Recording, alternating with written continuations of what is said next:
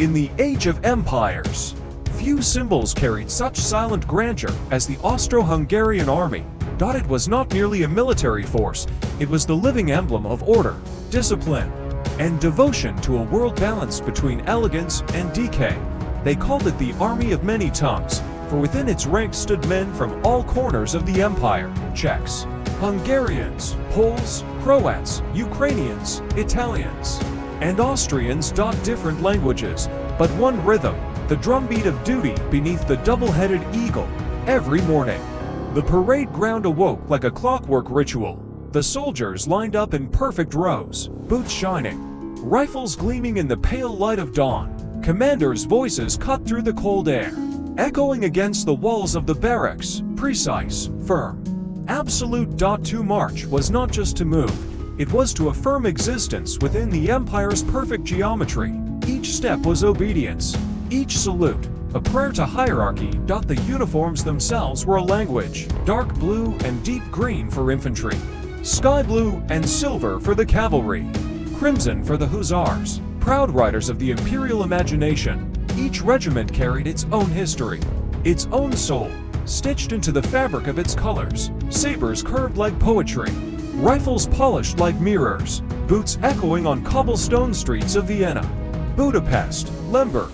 The empire marched in unison, and its rhythm could be heard from the Alps to the Carpathians. Among the elite stood the Kaiserjäger, the imperial rifles.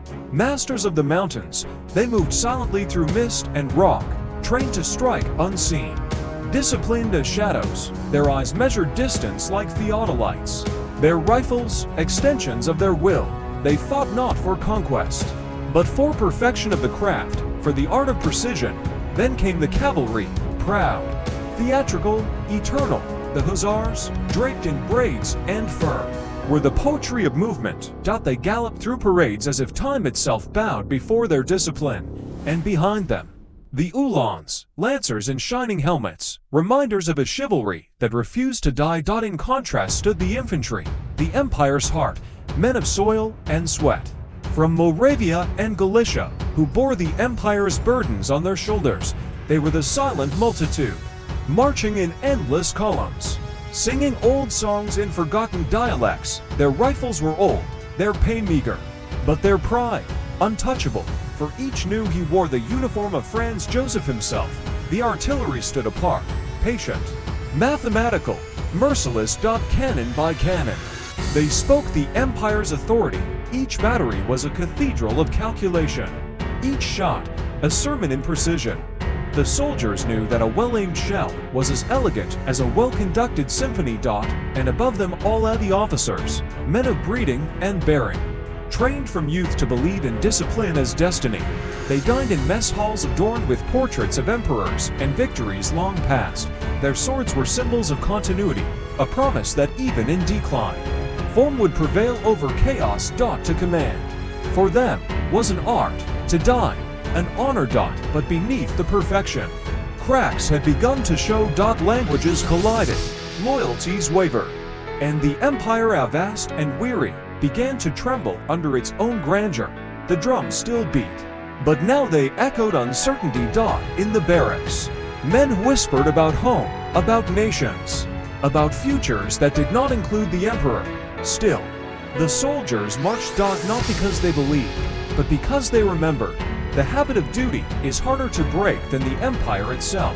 When the Great War came, the Austro-Hungarian army marched again, now into the twilight of history.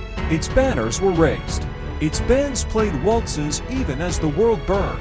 They fought bravely, but the empire they served was already a ghost. By the double-headed eagle had folded its wings, regiments disbanded, uniforms faded, medals rusted in drawers. But somewhere, on an old photograph, a line of soldiers still stands in perfect formation, frozen in eternal discipline. They remain, not as conquerors, but as echoes, echoes of honor, of order, of an impossible beauty.